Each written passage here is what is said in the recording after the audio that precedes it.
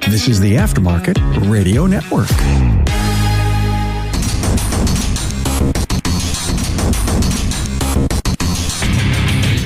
Welcome, everyone, to yet another episode of Diagnosing the Aftermarket A to Z. I'm Matt Fonslow, and after a lot of work, not really, a lot of time and missed connections and all that, I finally get to have Mike Berg from the Flat Rate Master YouTube channel. He's very vocal, has a lot of really interesting things to say, really good things to say, honestly. If you get a chance to check it out, I would highly recommend it. He's blunt. I kind of like that. Gets straight to the point, and he opinionated about a great many things. But before we get rolling here, let me just quick say thanks to NAPA AUTOTECH Training for sponsoring. NAPA AUTOTECH offers 3-hour virtual technical classes that can be accessed from the comfort of your home. To find out what courses are available, go to napaautotech.com and click on the NAPA AUTOTECH class calendar link. Welcome to the podcast, Mike. Thank you so much. Thanks, Matt. Thanks for having me. So how have you been? Well, the obvious thing in the room is I got fired after being at a shop for 9.5 years. Man, I keep waiting to get fired. Completely unexpected. That sucks. Yes. Yeah, the unexpected stuff sucks. But I'll move on and figure out what I'm going to do, and we'll move on from there. So it is what it is. Hopefully a bunch of opportunities. Yeah. And luckily I've got a pretty good network around that. Like I've already had people reach out to me and give me leads on jobs and that kind of stuff. So there'll be videos on it, but I mean, it's been great having just people reach out to me and go, I can get you on at this dealership, or I can get you probably talking to these people. And it's so important why networking is so important in this industry. Right. I mean, just people don't realize it's not just technical, it's employment, it's finding the right place to go work. You have to have that network of friends. It can be the lead that leads to the lead. Yep. It's crazy. I think the last time I saw you was at Vision. And that might be a few years ago. No, it was AUTOTECHnica. Oh, yeah, you're right. That's still been a while, though. Yeah, it's been a long while. Yeah, because unfortunately, I've never gone to Vision. I've gone to STX, I've gone to TST, and some other, but I've never gotten to go to Vision. But you're right. It was at AutoMechanica. Yeah, here in Atlanta. That's also where I first met Brendan Steckler. Yeah, I'm sorry about that. Yeah. Yeah, that was quite the ordeal. You didn't get to see AutoMechanica. We only ran for 2 or 3 years. But yeah, it did. Chicago, Atlanta, then it went back to Chicago, and that was it. Yeah, the Atlanta one was a shadow of what Chicago was, unfortunately. I enjoyed the show, but yeah, it was a lot of, went to STX. It was there's so many great classes I can't take, but this many. AUTOTECHnica was oh, well, that class or that class, yeah, I'll take that class. And it was there wasn't much really content there. Yeah, the AES Wave booth was there. Justin Morgan and Skundrich had the Auros tool there, which is now the IM 608 and 508. So that was pretty cool. So you worked at an indie shop, though? Yes. So what do you think about potentially going to a dealer? I mean, it's probably not the way I'd lean. It's just a dealer tech that reached out to me. That's a friend of mine, has always been at a dealer, and he could get me on with his Volkswagen dealer, or in that same group, a Ford dealer. And I was yeah, it's too far of a drive for me, but I appreciate it. Because, you've been to Atlanta. It's a massive city. Yeah. And I live on one side of the city, and getting all the way to the other side of the city is just not going to happen day to day. Yep. Not my world. It's so not my world. Small towns. We don't even have a stoplight here. Oh, God. The town I work at has a few. So if you end up working at a shop for salary, do you have to change your channel name? No, it's not going to change.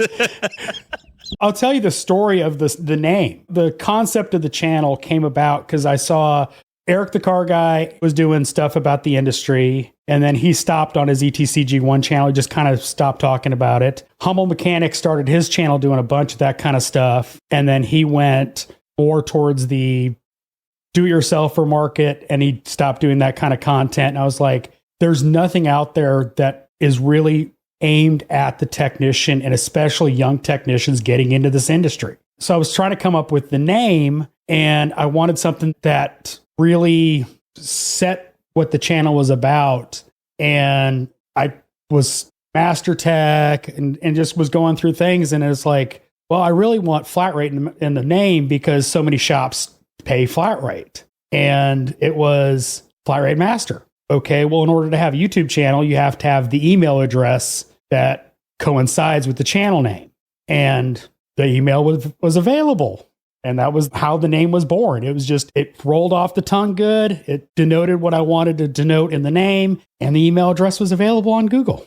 I talk about a lot of stuff that really involves any kind of technician in the industry. I was going to say I'm glad you brought it up first, because a few of your posts or videos really pertain to anybody in any shop. You know, how to become more efficient, how to become more productive. It doesn't matter if they're on flat rate or not. That plays perfectly well into any work environment or any shop.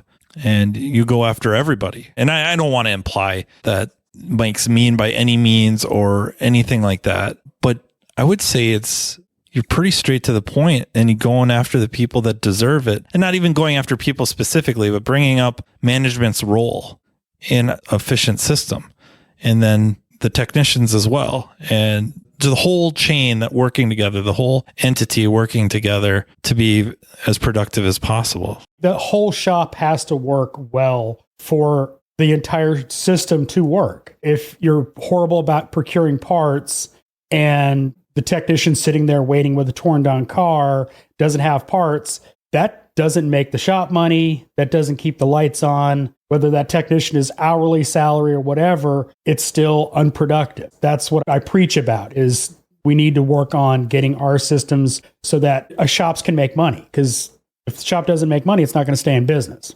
One of them, you talked about the number of times the hoist goes up and down. We are not a flat rate shop, but we do have a profit sharing program. The more money the shop makes, the more everybody makes. Like bringing that up to the techs, kind of monitor how many times is the hoist going up and down, and then how many times did it go up and down when it really didn't have to, if you would have approached it slightly differently. So when you said that just really resonated with me. And it was I thought it was pretty sharp. And then it's something that obviously you've thought about, had to put into practice. It's not even just my job. I try to do everything I can as efficiently as possible. I want to get through whatever I'm doing as quickly as possible, as efficiently as I can, whether it's editing a video, whether it's filming a video, and working on cars. So I'm always thinking 2 or 3 steps ahead of anything I'm doing. That's how my brain works. Put a car up in the air with a tool on the top of the engine and had to lower it back down. I was pissed at myself for letting that happen. It took me, a couple minutes, but it was still an efficiency loss. And I'm always trying to analyze how I can do things slightly better. Yeah, that's something I try to tell fellow techs. And now that I'm kind of in more of a type of a managerial role and stuff, we're just talking about stuff that's one of the things to reflect on your day. You know, I guess not to just always be referring to other episodes, but I guess I kind of did one about, it's not a diary, but kind of journaling. And for some people, journaling can be really, really powerful. Just ask, Jordan Peterson. But even if you don't write it down on the drive home, to just be kind of thinking about the day and whatever car, it doesn't matter. Diag, is my world, but any task. If I did that all over again, knowing what I know now, what would I do differently that could have saved a few minutes? Exactly. It could be anything from a diag. I mean, I'm sure every diag tech has that one story where they forgot to check something stupid simple. Like I go back to where I forgot to test a ground back years ago. I mean, this was before I watched Scanner Danner or any of that stuff. Forgot to check a ground. And I spent, I think, another hour trying to figure it out for a bad ground. So that has stayed with me. Or to give another example is when I check for a blown fuse in a fuse box, I check every fuse. Just because that one fuse that's on that circuit is good doesn't mean 2 fuses over isn't a blown fuse that is causing the problem you're thinking of. It just is not in the wiring diagram you're looking at. And you're already there. Yes. Take the extra couple seconds. Nothing else, you'll find a blown, cigarette lighter fuse or whatever. You got to keep analyzing yourself. If you're not improving and learning, you're just standing still. And every time you look at what you've done, it could be just simple things that through the course of your day, you realize, oh, I had 2 cars I had to do oil changes on. I walked twice to the shelf to get filters, but I had those tickets in hand. Why didn't I just grab both filters while I was over there?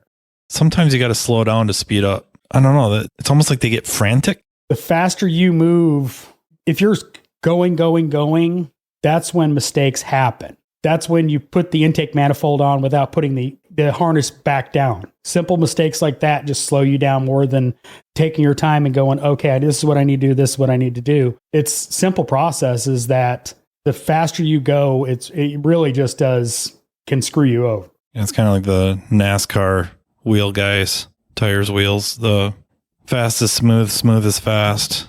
It's all about being smooth more than try to move as smooth as possible. Yeah, I could tell you from being at the Quaker State 400, 500 that I was here in Atlanta for Quaker State. I can tell you when the wheel fell off of a car, it slowed them down a whole lot.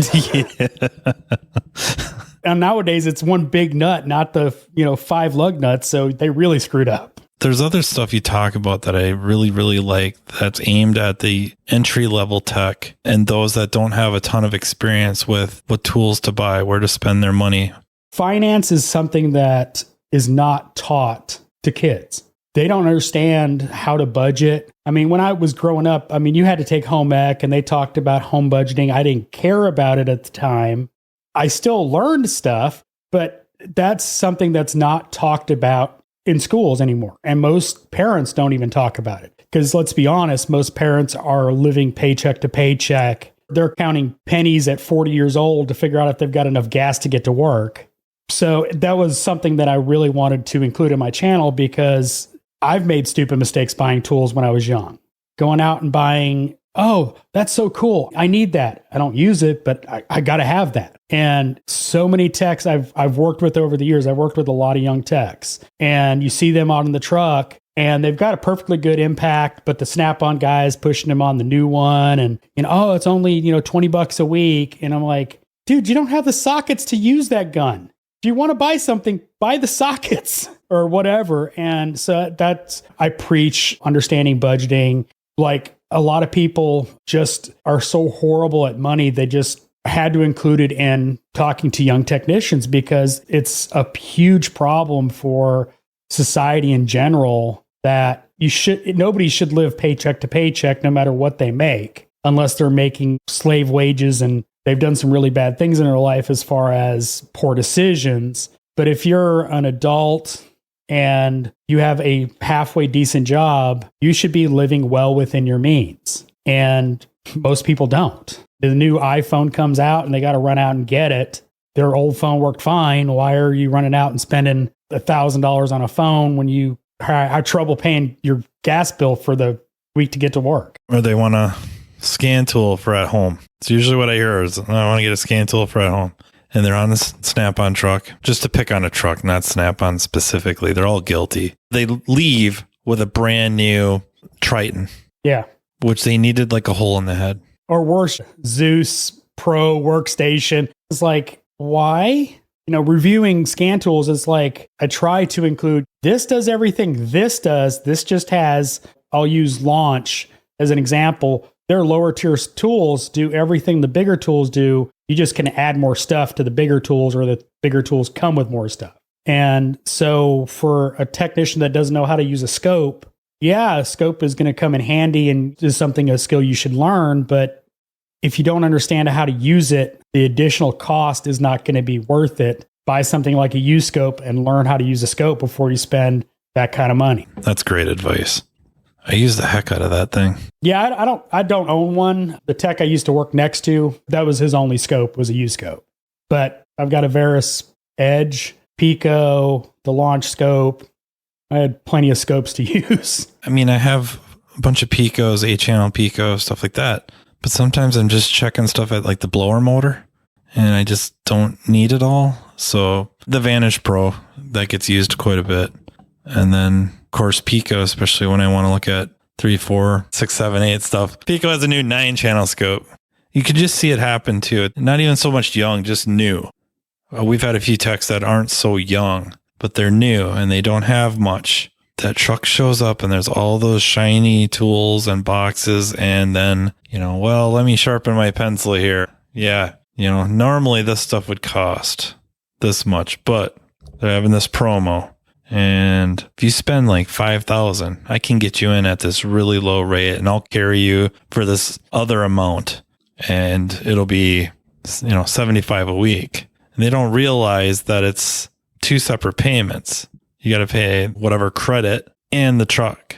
I've dealt with a lot of good tool dealers that absolutely will not do that. But I've also had tool dealers that will absolutely prey on inexperienced techs. I mean, like my Mac dealer that wouldn't sell a guy. He wanted a big, huge triple bank toolbox, and the guy was working out of a little Husky or something. I don't remember exactly what. He refused to sell him the toolbox. He just says, no, you need tools. This isn't something you need to spend money on. Next week he goes in there and there's a brand new Snap-on box. And he still had no tools, and now he was paying $100 a week for a toolbox that was virtually empty. We're a society that likes consumption, and unfortunately, techs like tools, so don't always make the best decisions. I still fall into that category. So do I. There's a reason I have 2 triple bank toolboxes that are both full. And a locker, 2 roll carts, and stuff that I've accumulated over the years still in storage. Most of my hand tools fit pretty well in I suppose it's technically a 2-bank Matco, but then all the other stuff is in cases on shelves all over the place. Through my entire career, I've always tried to mentor young techs. I've always been the guy in the shop to help, whether I was paid for it or not. As long as people treated my tools with respect, they were always more than welcome to use them. Like, I didn't even care if you told me you borrowed a tool. If I knew the techs, they're like, just grab it. I don't care. Just bring it back. And if you break it, tell me at least. Unfortunately, the shop that I left, they're going to very quickly find out how much stuff they don't have. That happens, right? They don't quite realize it. And then when it's not there all of a sudden, and especially nowadays, trying to procure some of the stuff. Well, because I was there since the shop opened. Oh, wow. I was employee number 3. The first 2 employees are the owner and the service writer. So I was literally the 3rd employee. The main shop was the property that the shop owner owns. And then there was a muffler shop that had a lower section that they rented out. And there was a fire many years ago. And basically the building was not usable because it was structurally damaged. And it had been shut down. So he agreed to split the costs of renovating it and to rent it from the owner of that property. So we have 6 bays downstairs with an alignment rack and 10 bays upstairs, or I used to. I don't work there obviously anymore. But because I'd been there for so long, the upper shop does not own a smoke machine. The lower shop has a smoke machine. The upper shop used my smoke machines because I had a Snap-on that I'd bought years ago and then used to be sponsored by OTC. So they had sent me a leak tamer, and basically it became the shop was using my Snap-on and I was using the leak tamer. Being mostly diagnostics, you tend to use a smoke machine a lot. But I had them, so there was no reason to buy new ones. And I didn't care if they used them. But when I left, they both went home with me. The oil extractor, because the shop works on a good bit of Volkswagens, and easiest way is to just stick a tube down the dipstick and suck it out. The oil extractor is mine. Not counting all the special tools that I own that the shop doesn't own. The upper shop, nobody in the upper shop had a scan tool that would clear 18 and up Chrysler, Dodge, Jeep, Ram cars. They had to use my tool.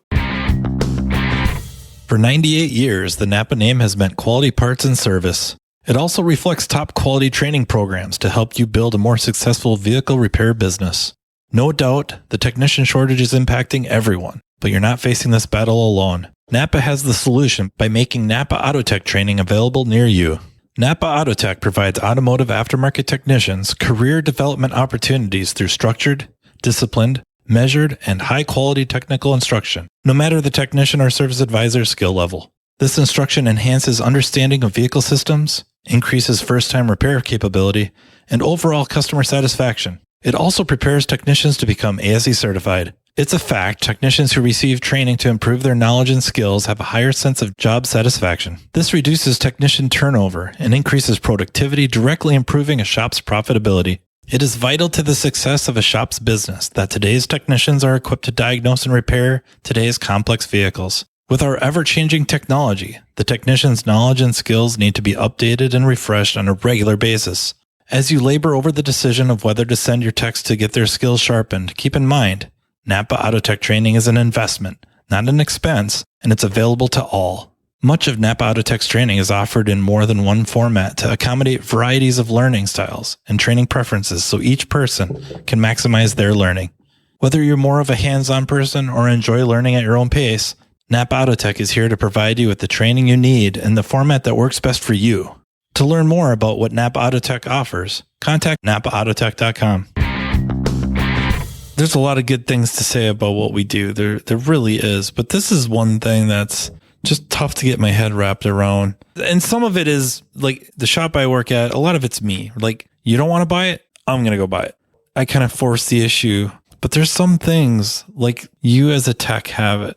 And you'd been there for, what'd you say, like 9 years? So you're 9.5 years. From the get-go, it's like more than just an employee, like part of the shop. And you have the investment in this equipment to do the work that they advertise to do. For the life of me, offhand, I can't think of another profession where this really happens. I mean, knowledge, yes. Tooling, no. Really, this is the only one where tooling is so important to the job. And part of the reason why I've accumulated the stuff I have is because shops didn't have it. And if I wanted to do something, it was either I buy it or we don't have it. And talking about efficiency, if there's a better way to do it and a tool can help me do it, I'm going to buy that tool.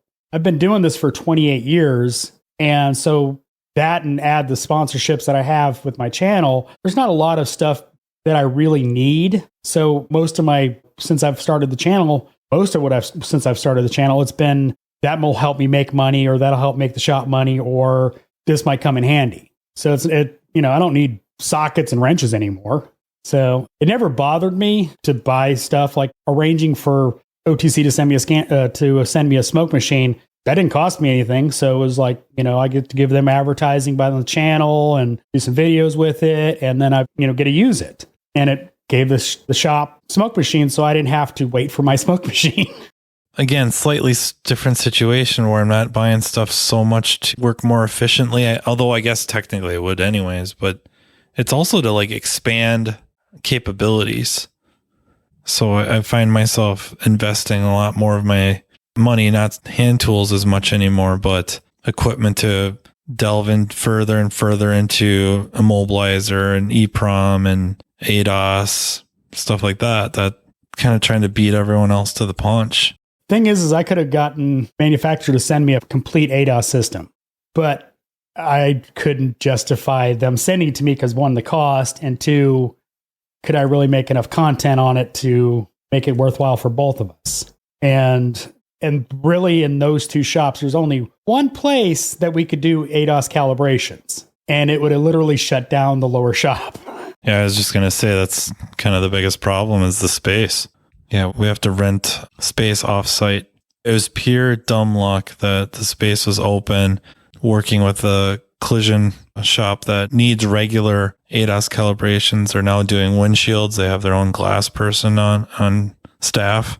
So it sent the number of calibrations we do through the roof for us. In the grand scheme of things, we're probably not even in it compared to a lot of the mobile techs or companies, but we're doing 3-4 calibrations a day, which before it was maybe 3-4 a week. That's a huge jump. Yeah. So, but when we're not over there using it, we're paying money for open space. What do you do? In Atlanta, real estate's really expensive. Oh, I can't even imagine. I can't even imagine. Have you heard of Snowmageddon in Atlanta? It had been about 10 years ago. I don't know if I heard about that. Oh, it went from rain to freezing rain just instantly. Ground was already cold, so highways iced over. I was working down the road from the shop I got fired from, like we're literally right around the block. I left that shop at 2:00. I finally got home at 3 a.m. And it's the same 23 miles I drive now, or used to drive. Literally, roads were stopped everywhere. Nobody could get anywhere. I know it's in a podcast, but like 1.5 inches of ice on the roads. Atlanta is not equipped to deal with ice. Freezing rain, I don't know if I know anywhere that deals with it really well. Yeah, of course you get the sanding trucks out and eventually it's better. But freezing rain, it doesn't shut us down, but it probably should because so many cars in the ditch. Because not saying nobody went into the ditch in Atlanta, but it's probably a lot to do with nobody has vehicles or tires remotely designed for it. Minnesota, they're so arrogant. Like, oh, I'm a Minnesotan. I'll just put my vehicle in 4-wheel drive and we'll be good to go. And I think we might be the worst drivers ever. Oh, you haven't dealt with rednecks in 4-wheel drive trucks that don't realize that you still can't stop on ice. I know rednecks in Georgia. I'm friends with Patrick Masters. Patrick's a good guy. He's a great guy. Yeah, Patrick was actually one of the guys that called me after Monday's video went live. Well, I'm trying to think, what could you guys do? Patrick Masters, the flat rate master. There's got to be something there. Just got to be. He'll hook you up in a van. Away you go. He was actually trying to help me get on with a shop. And there's a group he used to work for that might be contacting me. We'll see. Nice. He has his group of shops. He takes really, really good care of them. He cares a lot about them, like legitimately. All kidding aside, he cares about those shops immensely. And I get it, they're also funding his business and all that. But yeah, he takes it very, very seriously. I've known Patrick for several years, back when he was working for another mobile programming company. And we had a huge problem with one of the guys they sent out there. And he came out there, dealt with it. And he was like awesome. And that wasn't when he had his company. He was just trying to fix a problem with a customer that was having with his company at the time. And he went above and beyond to take care of it. And that was when it was just working for him. And that's primarily who the shop that I used to work at uses, is Patrick. Nice. And I was actually the one that got them to switch over. So yeah, he's a good guy. If he listens to this, I'm going to be getting a phone call though. I may do. I'm going to have to write down some insults. Yeah. We've been Facebook friends and all that, and I've known him for years. And one day I got a message from him. He goes, "You're the flat rate master?" Had no idea. That's awesome. Yeah. You ever seen one of my videos? Didn't know about me. He was looking up some tools. My video came up, and I know that dude.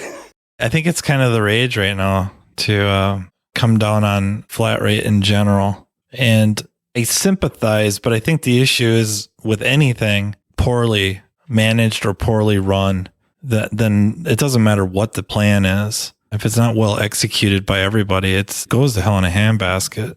You can have a great efficient shop with technicians billing over 100% on hourly or salary. If they're managed correctly, you have the right personnel. And as long as you're compensating them, I've always said, I don't care how you get paid. I care that you get the most money you can for the job you do. And for me, my experience has been, if you want to make the most money, at least in my area, you need to be flat rate. You need to be at a busy shop that can support flat rate, obviously. But any shop that is run well, regardless of how the techs are paid, if they've got the right people in all the steps and it's run well, every shop can be over 100% with the right people. It's not about the pay system as far as that's the only thing I care about. I want every tech that's out there to make the most money they can. I want every shop owner that is doing things right to make the most money they can, as long as they're compensating their people well. It's the ecosystem of business, and happy employees equal happy customers, and everything flows up. So if everything's working, everything should be making money. And that's what I want. For many, many years, you've been really hammering about taking care of the techs, taking care of employees, and kind of empowering them to ask for more, demand more, if you will. And that's, unfortunately, I don't know if the people we need to hear it always hear it, but you've been there doing that for a long time. And yeah, I guess it means a lot. It's a physical job.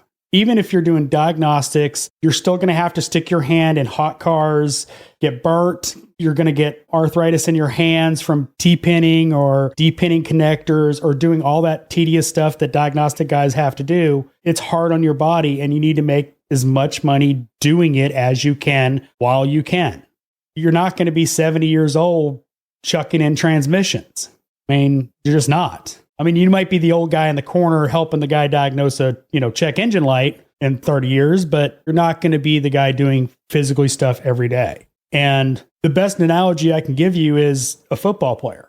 A football player's maybe going to hit 30 before they're done. They have to make all their money by the time they're 30, because by the time they're 30, their income's already dropped off. Now, it's not the same in automotive, because generally as your experience goes up, your income goes up, and you start doing the more difficult tasks like diagnostics and CAN diagnostics generally. I mean, not everybody's going to do that, but generally your income will go up, and it takes a lot longer for that downward slide where you start getting slower and slower. But during that time in your prime, you need to make as much money as you can. It's as simple as that.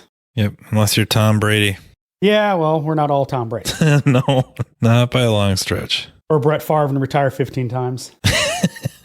Well, he has a volleyball court to... Wait, no, he didn't have to fund that himself. Forget it. Okay, you bring up the wear and tear on your body too. I think something that's happening that we didn't see so much years ago, and it affects, I think, mostly like the diag guys or the heavy diag guys, are neck issues from having their head down looking at a scan tool or a laptop, and your arms in close, elbows close to your sides typing or whatever. This is something that we didn't really experience years ago. I think maybe if you had some neck problems back in the day, it maybe would have been because you were on a skateboard rolling around underneath the car, the creeper, or always looking up maybe. But I think that's less of an issue looking up than it is down with all that weight. Yeah, I mean, it's putting a lot of stress on your spine, and that will cause issues with your discs. Yeah, I would say specifically C6, C7.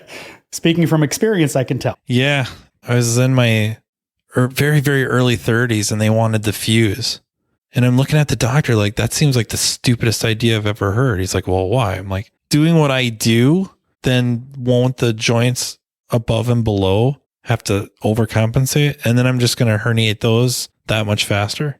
It just seems like so ridiculous. So physical therapy, and then what really helped out was a chiropractor, but not so much like the chiropractic adjustments specifically, or the twisting and putting a strap around my head and under my jaw and everything, and then pulling. It almost looked like he's just leaning back, pulling on my neck, and that helped more than anything. You see it in office workers. That's why sit-stand desks are now a thing, is because you're sitting in the same position for hours on end, and you're looking at a screen that's hard on your eyes, carpal tunnel from typing all day. Doesn't matter what you do, everything's going to be a toll on your body.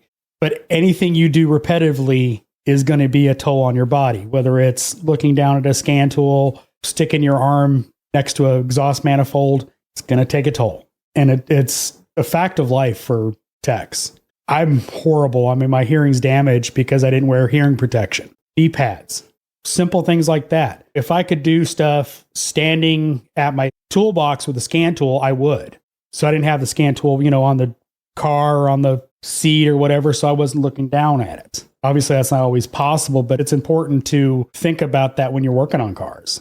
Because, I'll just do this, hit this air hammer real quick, damage.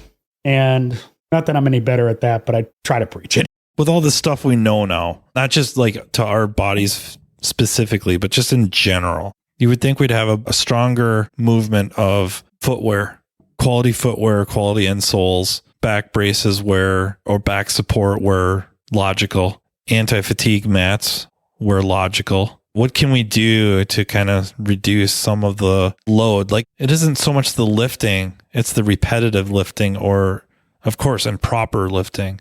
And the standing, I think standing is harder on us than, if we're just constantly walking around, but a lot of times we're not. We're standing in one spot, shifting side to side, foot to foot, and lower backs going out. One of the things I preached a lot in young technicians when working on cars, like low cars like Honda Civics Accords, is don't bend over. pick the car up on the lift so it's at a comfortable working height so you're not all stooped over. And it was the hardest thing to convince people to do that. It's like, dude, you're just killing yourself. Why? Take the couple seconds to spot the car, put it up in the air a little bit, and then you're not going to be, clenching your back at 2:00. I can tell a story. He was a shop foreman at the lower shop at the shop I was at, and he's notorious for bench pressing manual transmissions.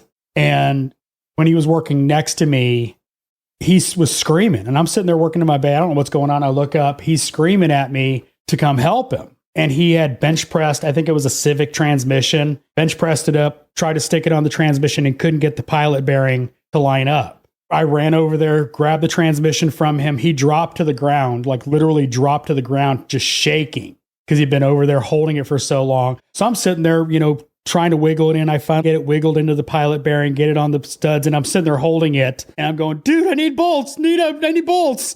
And he still does it. Oh, man. I've yelled at him about it. I've talked to him about it. Other techs have talked to him about it. And he'll go grab somebody else's transmission out and bench press it out.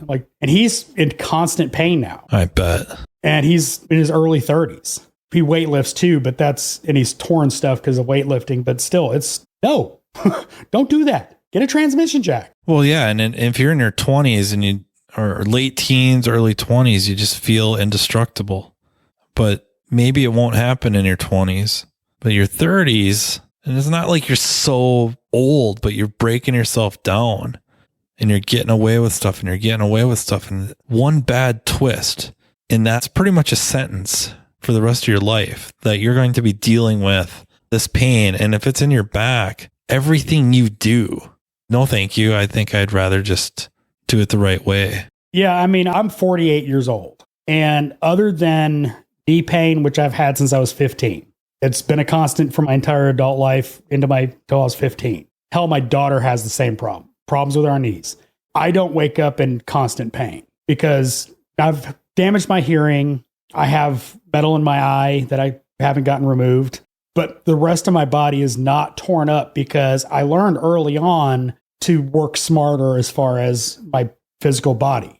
I've been raising cars up to work on them forever because I realized, this is stupid to bend over. Or if I'm working under a dash, take the couple minutes, pull the driver's seat out so you can lay down rather than, trying to shove yourself between the seat and under the dash. That's something that a lot of people don't understand, is that every time you do that kind of stuff, it takes a toll. It just adds up over time. And that's why when I get out of bed, unlike other techs that are my age, are just screaming in pain. Some of it could be chalked up to genetics. I mean, I don't know, but I've done my best to not hurt myself in those kind of ways. I really, really appreciate you taking time to hang out. Oh, thanks for having me. I'd like to thank everyone for listening. Be sure to check out Mike on YouTube at Flat Rate Master. Like I said, he's just got a lot to say about a lot of different things. A lot of it really, really good. A lot of it very pertinent. And thank you to our sponsor, NAPA AUTOTECH Training. Thank you to the Aftermarket Radio Network for making this all possible. And until next time, take care. Thanks, Matt. You've been listening to Matt Fonslow, diagnosing the aftermarket A to Z on the Aftermarket Radio Network. Follow Matt on your favorite listening app. He's very interested in what you have to say. Let him know what you'd like him to cover and come on the show.